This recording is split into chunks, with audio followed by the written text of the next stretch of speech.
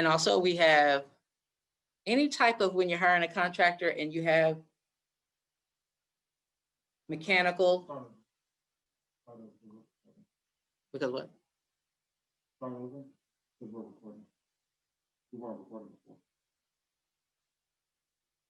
Okay. All right, so let me reiterate, because we wanted to record this and make sure that our homeowners can go back and reference this from our website. What we'd like to do is make sure we encourage our homeowners, that we're trying to inform them so they are more, informed citizens in the city of East Point. One, to protect their biggest investment, which is their home. So we've decided to come up with a homeowners forum that we'll be doing throughout the series in the next couple of months. One of the biggest questions that we get, again, is what requires a permit? In general, I'll reiterate again, repairs do not require permits. Those are such things as carpeting, tiling, flooring, painting, maybe just patching a hole, doing a crack in the driveway. Those are repairs. But if anything that perhaps will be covered up or involves the safety of you as the homeowner, typically it will require a permit so that it can be inspected by the city, who can make sure that those items will adhere to the code. And we have listed here some of those items. For example, a carport, erecting a carport, doing your deck, your driveway, removing drywall, pulling a fence permit, as long as it's more than 25% of the total linear feet, which is according to our zoning ordinance, it requires a permit. If you have someone installing a new AC unit, doing electrical work, or doing plumbing, those require permits. Rehabbing your property, where you're totally changing your floor plan, those items require permits. And you see here the list. In the city of East Point also, if you replace your roof, that requires a permit. You do all of the siding of the home, putting a solar panel.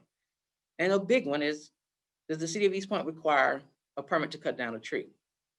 Yes, we do. To cut down a tree requires a permit. To trim limbs of the tree does not require a permit. You can do that any day of the week. But if you are going to remove the tree or cut the tree in half, which is what we call topping a tree, it does require a permit. Just taking in and out of your windows requires a permit.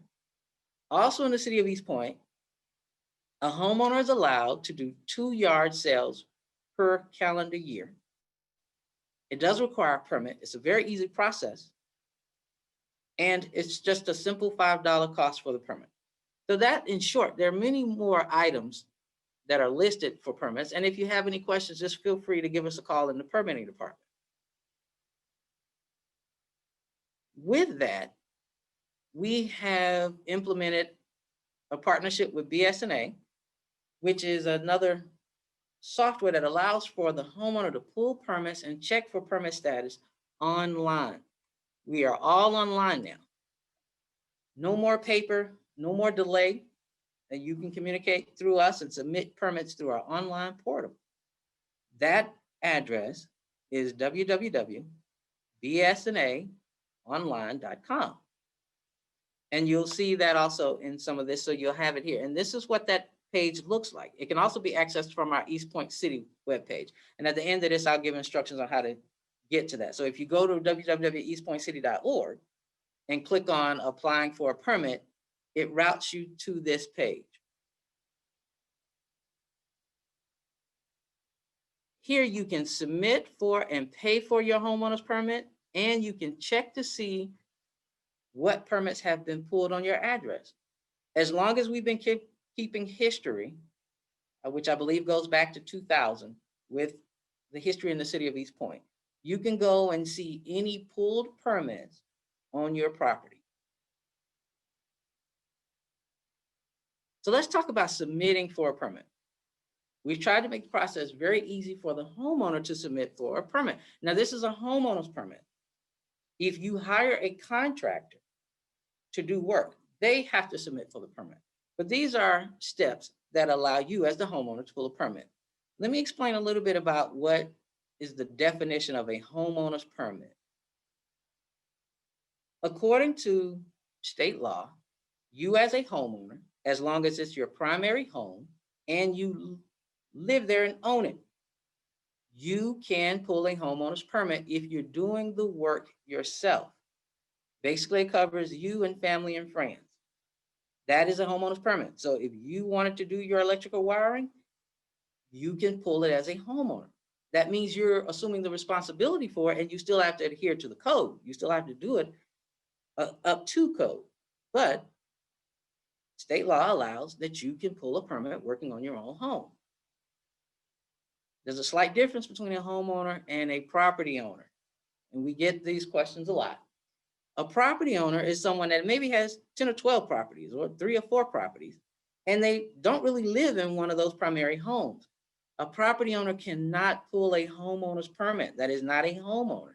You can only pull a homeowner's permit on the property that you live in and you own. If a property owner wants to pull a permit, they're going to have to use contractors as far as the city of East Point. All right. So that's the definition of our homeowner's permit. But you see, it's been on the screen listed here. You would go to this web address, and there's an apply for a permit button. As soon as you get there, that lets you go in and put that in. Real brief, you search for your address. Once that address has been found, you confirm it. And then you'll get to your next screen where you'll enter the permit details. You tell us what type of permit you're looking to pull. I want to cut down a tree. I'm putting up a fence myself. It allows for you to do that here. You put in a little bit of a description for us, maybe tell us, I'm rewiring the master bedroom. You'll enter what's called permit details. The next step, you have to tell us who you are so that we can contact you. And also through this web portal, we need your email because the permit is going to be emailed to you. And it's also going to be made available online. So to streamline the process, we really need this information here. It's contact information and it's required. Sometimes the homeowner will go to this page and they'll notice that the name is not accurate. And instantly they, oh my God, it looks like I don't own my home. This information may be a little bit out of date. Don't be alarmed. Go ahead and check that you are the owner of it. Put in your contact information and we'll update it after we receive the permit. So it doesn't stop you from moving forward. The next thing, on some permits, it might give you an estimate of fees. For example, the electrical, plumbing, or mechanical. It will actually show what the cost will be. But if there are other items such as a building permit or a sign permit or things like that, those are based on the value of the job. So you'll have to just give us an estimate and then we'll email you the cost of that permit. And all of those are regulated by our fee schedule. But as soon as you submit, we'll email back the invoice so that you will know how much the permit costs. Lastly, for most homeowner permits, we do have to have proof that you own the home. So you're required to show us proof of that. We prefer a deed, a tax bill, something that legitimately shows that you're the owner of the home. That's the only way we can issue this permit. And you have to submit what's called a homeowner's affidavit. And we have links to that. You see it here. That homeowner's affidavit are basically items that you have to confirm that you're going to do it according to code, that you're not going to sell the house in a certain period of time, that you are in fact the owner. We have to have that on file. You submit any documents, like we said, that are required, agree to the disclaimer, send the application through. You will get a confirmation that says application has been submitted successfully. In short, that's pretty much it. Now, depending on the type of permit, there may be other items that it may go through a review. It may be issued the same day. For example, I'm happy to announce that once a permit is accepted, we are really working hard at issuing some of the very simple permits same day. For example, a yard sale, a tree permit, a roof permit. Those items, standalone permits, some electrical that we don't have to really verify contractors or not related to other projects. Those items we are striving to try to get to you as the homeowner as soon as possible so that you can get started on just making your model home. So lastly, those are kind of real quick items that we went through on how to pull a permit on our new BS&A portal. And I hope just going through, you saw that it's very simple. But we do get sometimes, we get a question of looking at what permits have been pulled. Oftentimes we get homeowners who will call and they want to check on has the contractor actually pulled the permit yet? That's public records. So it's actually available to the homeowner by simply going out to this BS&A website and checking under their address. So it's a very good feature that will inform the homeowner, help the homeowner to really understand whether or not, if they do hire a contractor, has the permit been pulled. Simply put, once you're in this BS&A portal, at the very top under building permit, you put the street number of your address. Once you click on search, it will have that line item there. It'll list the addresses, and you click on that and say, oh yeah, that's my property. It lists all of the projects and permits, as I stated before, that we have in our database that have been pulled on that property. So you as the homeowner now, you're empowered to see where your progress is. And you can click on the view button a little bit here to go on some of the details. But it certainly informs you of the status and history of any permits pulled.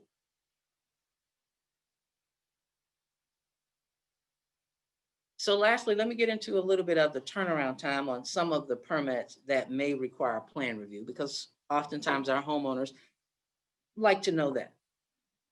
As we said, some of those that are issued the same day, they don't have a plan review time. But some of them that we really have to look at and see where you may be placing something on the property, or if your remodel is up to code, it has a turnaround time. Our turnaround time for most of them, I'll give a general rule, most residential that's existing are 5 business days. For example, you're not changing the square footage of your home, but you're just putting the bathroom on the left side of the room instead of the right. Once you submit your drawings, it has a 5 business day review. Same as with a fence permit. Once you submit where you're putting the fence on your address and you submit it, it has a 5 business day review. Driveways, things like that. But building your house from ground up is a little bit more complicated and has a little bit more to do with regulations. That has a 2-week review, and commercial has a 2-week review. So in general, you break it up like that. Residential existing, 5 business days. Building new, 2 weeks. So in short, that's the summary of what I have to present as far as the homeowner's side of it. Now I'll turn it over to my wonderful counterpart, who's going to explain a little bit of the zoning.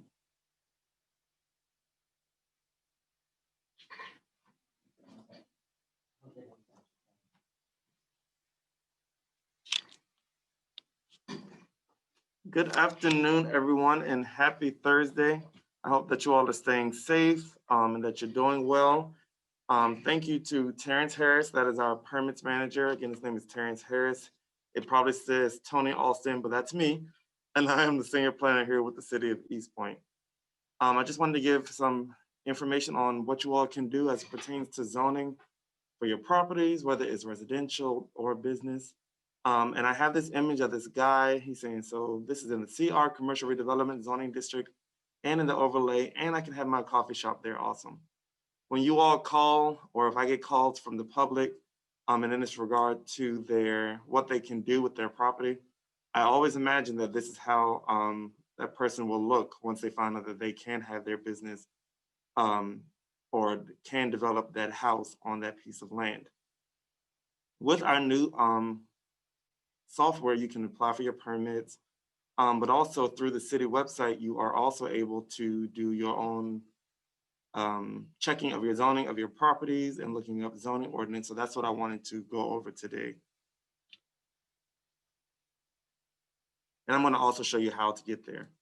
So this is a screenshot of what, when you get to our zoning map, what it looks like. I'm going to walk you through it, how to get there from the city website to this moment. But this is what our zoning map look like. It's all color coordinated based on what the zoning is. On this particular screenshot, I do have City Hall listed, so it's 2757 East Point Street, and it is within the CR zoning district. And right next to it, as you can see, these green properties, that is our urban residential single family zoning. And also in that same map, as you can see these tabs at the bottom, not only can you look up your zoning, but you can also look up the zoning ordinance Municode. And you can type in those zoning districts and it'll show you all the permitted uses and development standards that come along with that zoning district. So let's get started.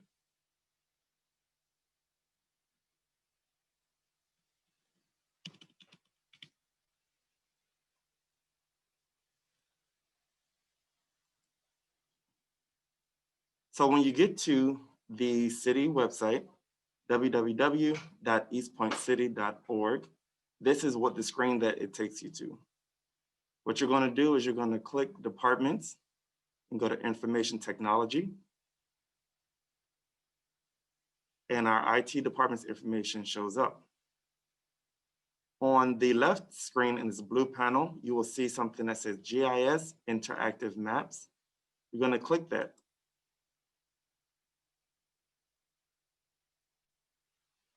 It then brings you to this screen, which we're going to scroll down and we're going to look for planning and zoning, which is right here on the top row.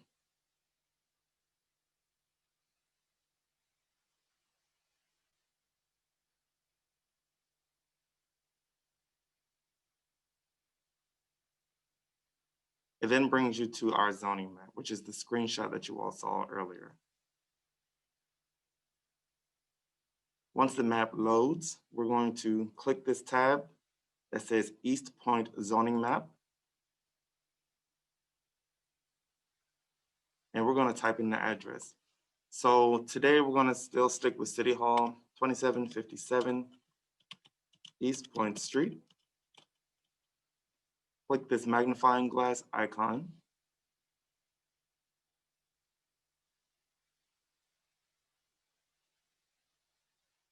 We're going to wait for it to locate that property.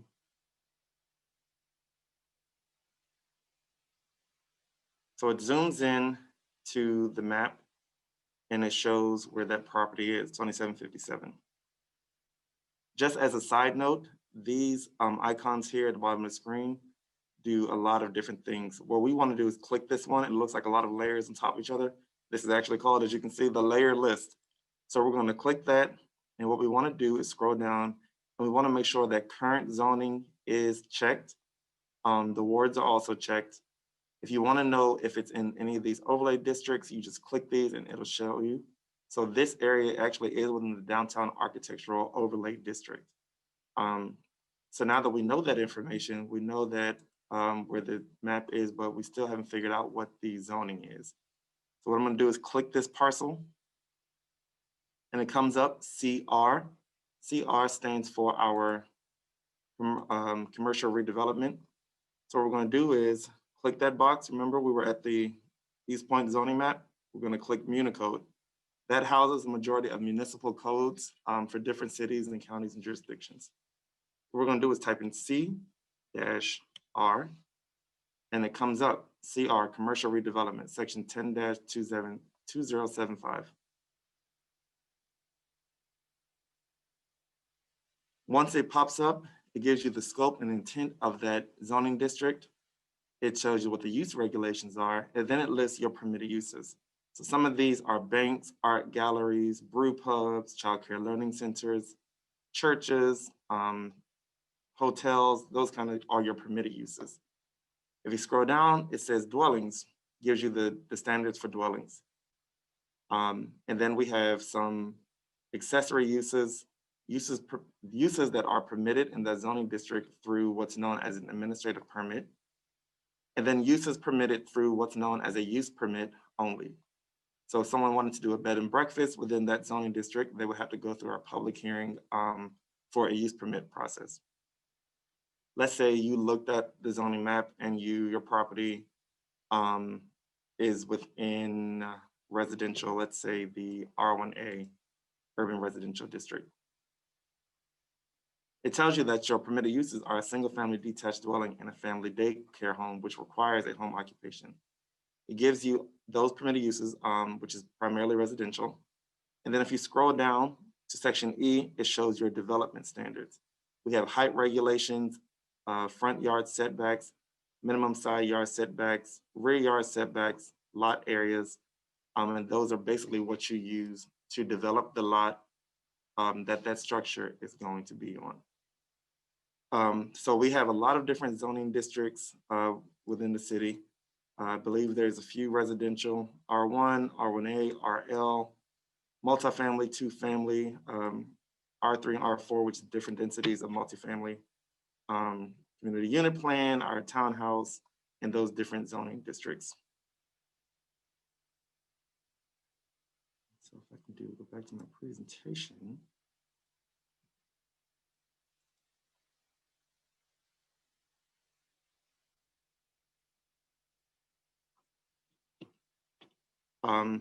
And so that's basically your zoning table. And we will open it up now for any questions. I'm going to check our questions.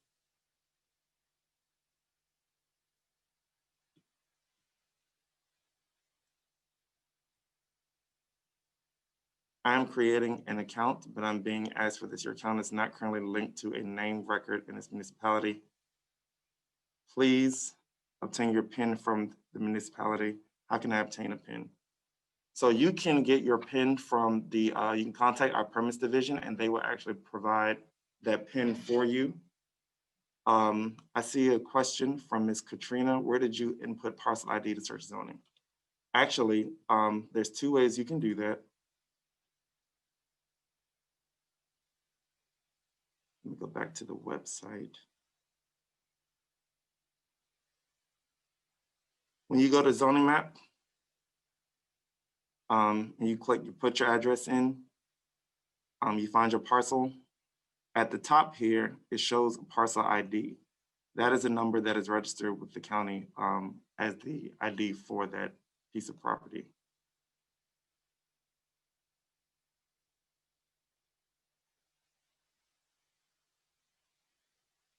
For the PIN, do I call the zoning department? You will call permits 404-270-7029 or 404-270-7018. How do you use the parcel ID to search? The parcel ID, if you know the parcel ID, you can actually put that in this box, the search box as well, and it will bring that property to you.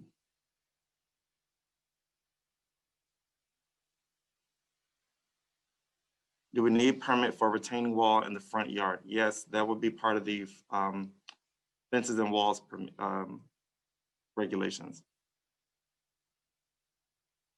When applying for a fence permit, it asks for a site plan. Is there something in somewhere particular I can get a site plan? For residential, for fence permits, if you go to, I'm going to show you actually.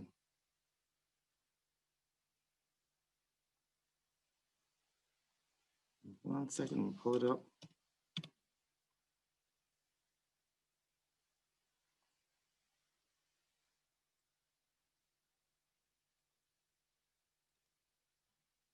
If you go to Google and type in Q Public, Fulton County, the first link here, it'll bring you to this screen.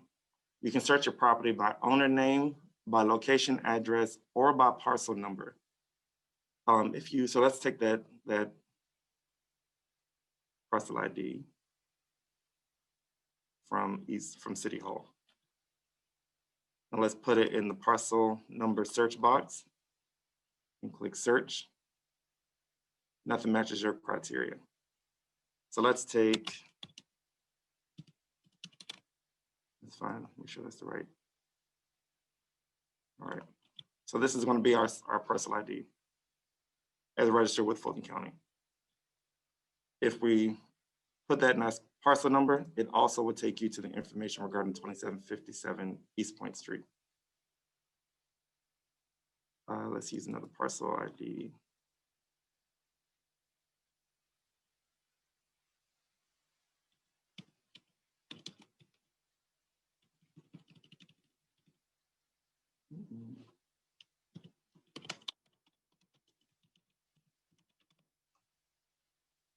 Some of these, the addresses may not come up. I guess if I put it in the right box, that would help too. If you put it with the address, also it'll show you the report. This is called the report page. It'll show you the parcel ID, the address, what Fulton County recognizes the zoning to be, and then some information regarding who the current owner is based on their latest records, as well as what this last couple of years sales have been and the valuation of the property. But if you only have, let's say, you only have the parcel ID. Let's say we don't even know this information. We're on a search page. You place that parcel ID right there, and it'll come up with the address.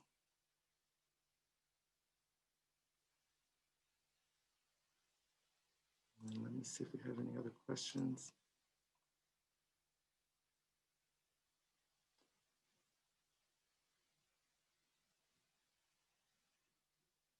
Yes, Mr. Andrew, if you are changing your fence, you can submit for another fence permit.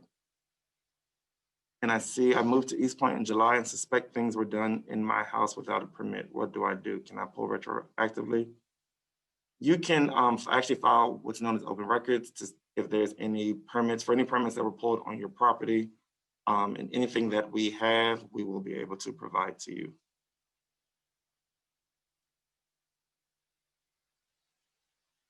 And it looks like that's all of our questions. Again, my name is Tony Olson, and I'm the planner here with the City of East Point, Planning Community Development Department. I have met some of you maybe, and I have talked to a lot of you on the phone. And Terrence Harris is our permits manager. If there are any questions or concerns, please do not hesitate to call us. This will not be our only homeowners forum. Like Terrence said, we will be having them over the next couple of months.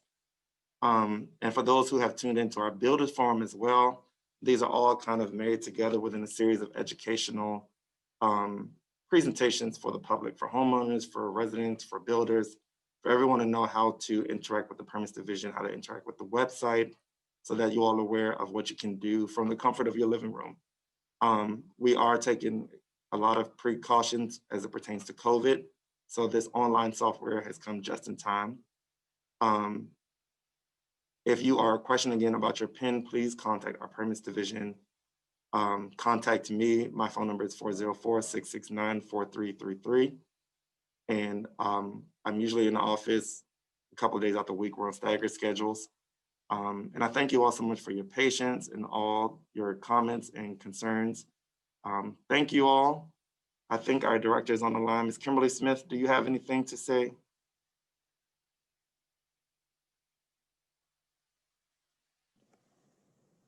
All right, and Mr. Andrew, thank you. Kimberly, are you there? Yes, I'm here. Thank you so much, Tony and Terrence. I just wanted to briefly say thank everyone for getting on the call today and allowing us to go over some of the basic procedures for how to use our new online permitting system. Tony, I did see a couple of more questions in the questions box and wanted to give Terrence, if he's available, to talk about one of the questions, I think was a permitting question dealing with the retaining wall. And then I see another question about an accessory dwelling unit that was asked. And if you all have a minute to kind of look through the open questions, and could take a few minutes just to answer those while we have the community members on the line.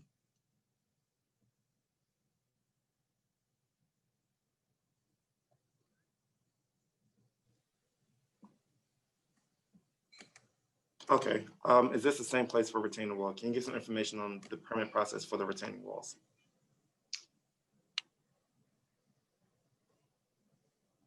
So is it ready? Yeah. Yes, you would request from us information on the retaining wall. And if you don't mind, you can email me at permits@eastpointcity.org. And we can pull it up what we have in our ordinance, because we also have to work in conjunction with our stormwater department, who also has regulations on the retaining wall. There's certain height limits as to what you might have to submit. So as soon as you can get me that, I can reply to that, and you would pull a permit for the retaining wall, though. I would like you to definitely know that. And we can get you that information and the ordinances that regulate that. And then one of the other questions, I think it came up earlier, was dealing with the PIN numbers. And is there a more direct response to a resident? Is there a situation where residents would actually be asked for a PIN? Under what circumstances would they be asked to provide a PIN number? All right. Good news is homeowners do not have to put in a PIN. In the steps that I outlined, when you're applying for a homeowner's permit, if you check that box that I certify that I'm the homeowner, it allows for you to go ahead and move forward. Now, if the homeowner sets up like a business or they go in and set up an account almost as if they really didn't need to, but they're going through the steps of setting up as a contractor, then inadvertently it's going to ask them for a web PIN, because our contractors, designers, and companies have to set up that type of account. But a homeowner doesn't really need to go through those steps. And so in that outline that I gave, I listed how they can bypass that altogether by making sure they check that they're a homeowner, and then go ahead and put in their contact information, and then they can just submit the permit. Okay, yes, because that was a question that someone put on early on, saying that they were asked for a PIN. So what they need to do is go back and check the box that you just stated, and then Right. they would be able to bypass that requirement. Yes, ma'am. Okay, and then there was another question about accessory dwelling units. And Tony, if you're still there, can you talk a little bit about the process for habitable accessory structures? So our habitable accessory structures are identified as, let's say you have a garage in your backyard, or you're building a garage in the rear of your home, and you say you want to convert it into living quarters. Maybe you have family that comes in town frequently and they would need a place to stay. That process would require a public hearing, and the application deadline is the first of the month. But before you even do that, you would need to set up a pre-application meeting with the planner, which would this case be me, with our department. And we would meet to discuss the realms of your project. Once we discover what your project needs, you may think you only need your use permit, your special use permit, but maybe you don't meet the development standards that are outlined in the ordinance, such as the third unobstructed parking space. So what I've seen in many cases is that people are unable, based on their site, to provide that third parking space, and therefore requesting a variance. So once they submit their application, they will have a special use permit, and in that particular instance, a concurrent variance. And it would go through the first meeting, which is known as the Community Zoning Information Meeting, which is a public meeting. We provide the applicant with the addresses of all the residents, or property owners, I should say, within 500 feet of that subject property. They send out a development of intent postcard. It's a little postcard, and it goes to all of those property owners, and that informs them of all the public meeting dates, which the applicant has already been informed of, such as the CZIM, the public meeting, and then the Planning Commission work session and regular meeting, as well as the City Council work session and regular meeting. Planning Commission makes a recommendation to City Council, and then City Council makes the final decision as to whether or not to approve or deny that application. And that can be found in section 10-2130. If you all remember the Municode box, you can also just type in the section number. So if you type in 10-2130, the section for habitable accessory structures will come up, and it has the whole list of things that are permitted, not permitted, and some standards associated with that as well. And I saw a question, I'm only in the chat, about what does arborist mean? An arborist is a licensed professional who studies trees, and therefore there are certain sites that I've seen, not necessarily in East Point, but just as a planner, that may be in what's known as a critical root zone. If you think that you cut down one tree and it may be the roots are attached to a lot of different trees, cutting down that one tree could be detrimental to the ecosystem and the environment. And many people love their trees. I've worked in a lot of cities where that's their thing, is some people love water, some people love trees. So our cutting down of a certain amount of trees requires the seal and a letter from a licensed arborist, which must be submitted along with your tree removal permit to our department. Okay, and do you see the question about the shed being less than 200 square feet and if a permit is needed?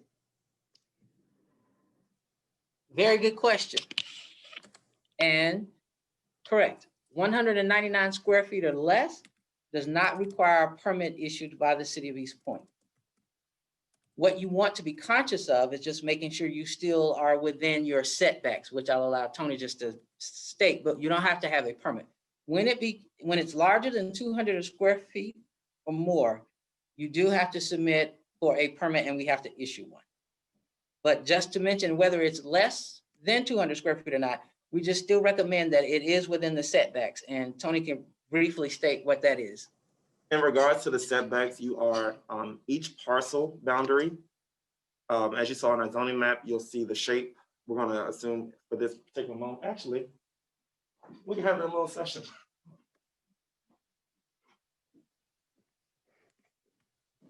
So in many cases, and I hope you all can see this. We can't see it. It's washed out. Oh, no. Okay. In many cases, you'll have your parcel boundary of the shape of your parcel. You cannot build to the full extent unless the zoning ordinance and the development standards specify that you are able to.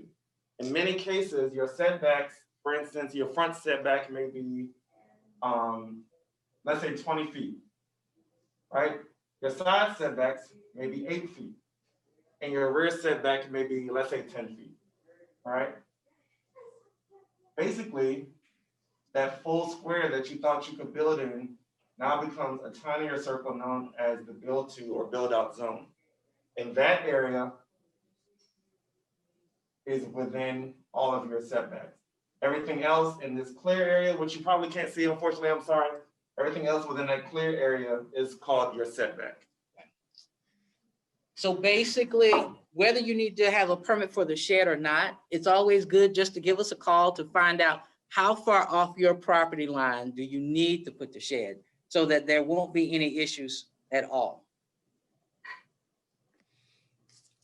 Okay, and did we talk about the forums that we have coming up, the webinars that we have coming up for the first 6 months of next year? And it's been determined that those dates are going to be the 4th Tuesday of the month, beginning January through June. So we want you to be aware that this is not our last. It's our first homeowners forum, but it will not be our last. And we're going to give many, many opportunities for the community to get informed about how to pull permits within the city, as well as go through plan review process if it's necessary in order to get a permit within the city of East Point. And we're trying to use all the technology possible that we can during these unprecedented times, but do plan to continue and build on using technology and to be innovative and to communicate with the community. And we're very happy to help and to inform.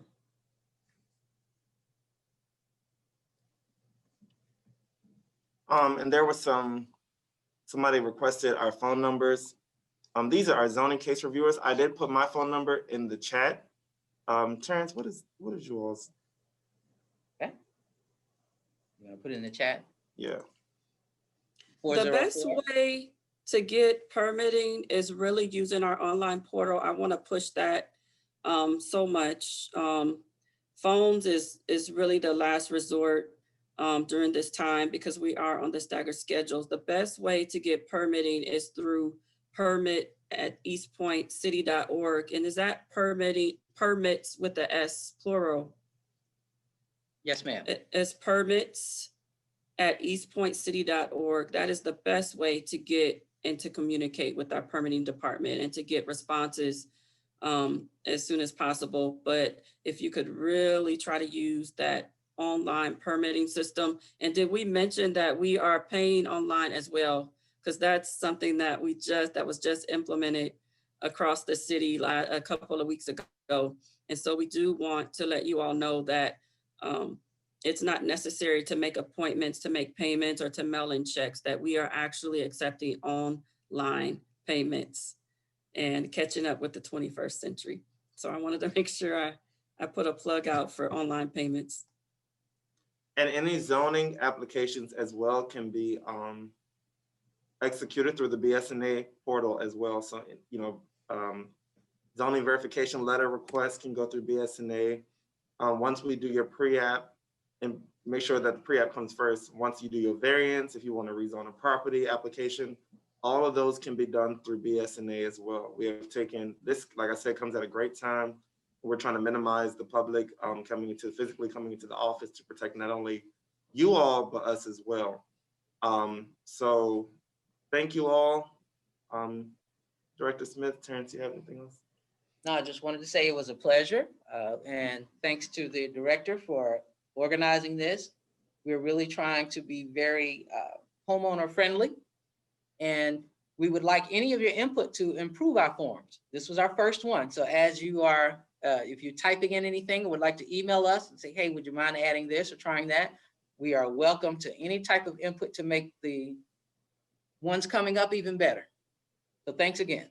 And we're also going to be putting this online and blasting this out so that you all, can see it through the social media sites, but also we are hoping to get this presentation and materials on our website as well.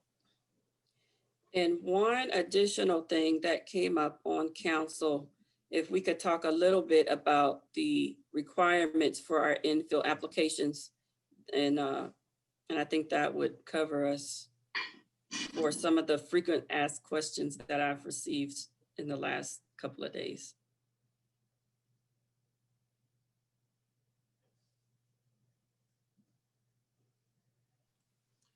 Yes, sorry, I needed to ask Terrence to get my power plug for my laptop. Yes, I will show you. Actually, I'm just going to show you from the website. And while Tony is looking that up, infill applications are actually required by our ordinance, and they are for all single-family homes within the city of East Point. So have you looked it up? Yeah, I do. Okay. It's really applicable to all single-family homes. So if you go back to East Point's website, you'll see a tab at the top. Kimberly, you guys can see the website, right? Yes.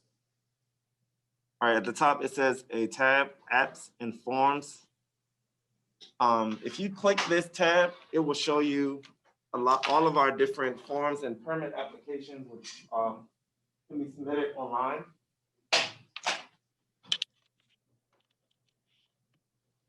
So click apps and forms. And it shows all the departments, all the apps and forms by department. So city clerk's office, city manager's office, economic development, human resources, planning and community development, which is what we're talking about. So we're going to click that. Business license applications, inspection request forms, permits, the fee schedule for any process within our department, administrative permits, pre-constructions, LDP applications, demolition permits, fences and walls permits, HVAC. All those applications can be obtained through the website. And when you scroll down to planning and zoning, all of our applications are here as well. So when you're ready to do that pre-application for your variance, a special use permit, go ahead and click that. Request for zoning verification letters, which will be basically a letter from the city, just officially stating what the zoning is for that property. And then your variance applications as well. So for Director Smith's request, or council request rather, we have what's known as the residential infill and public participation checklist. Do not be worried by the amount of paper. It is actually fairly simple. This is for any single family structure that is being built or one that is being renovated past 25%. So required items for the infill, and this basically is just so that whatever house is being proposed or built is in architectural harmony with what's already existing in the community.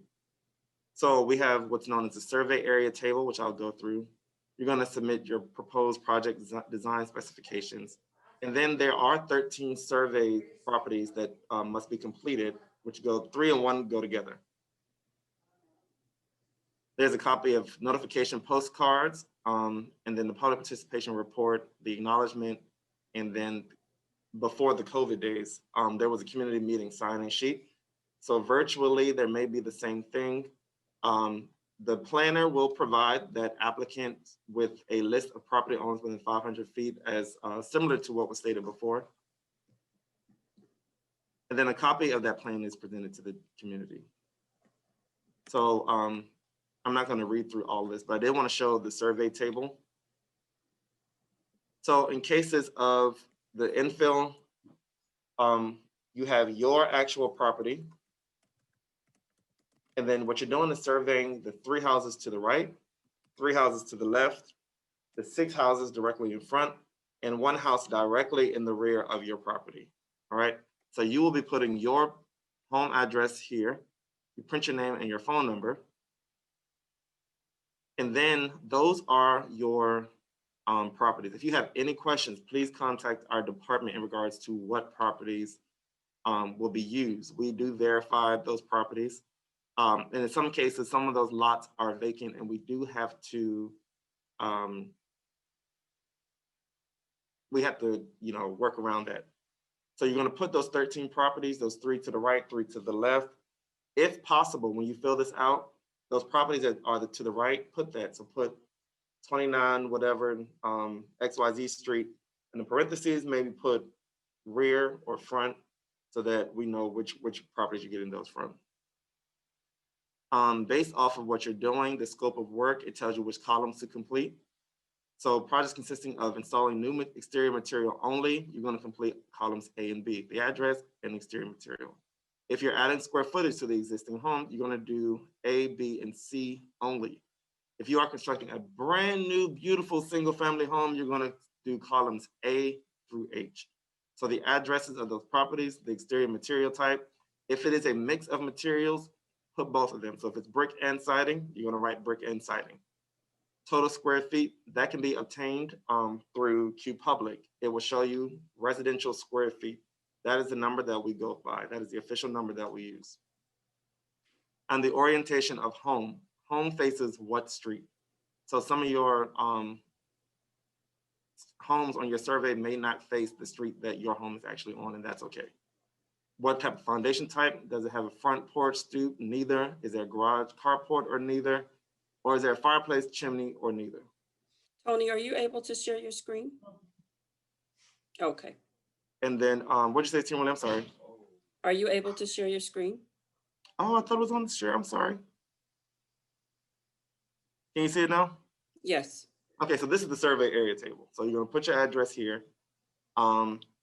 These are the addresses that are going to go there. And then again, the scope of work will show you which columns you're going to have to complete based on what it is that you're doing.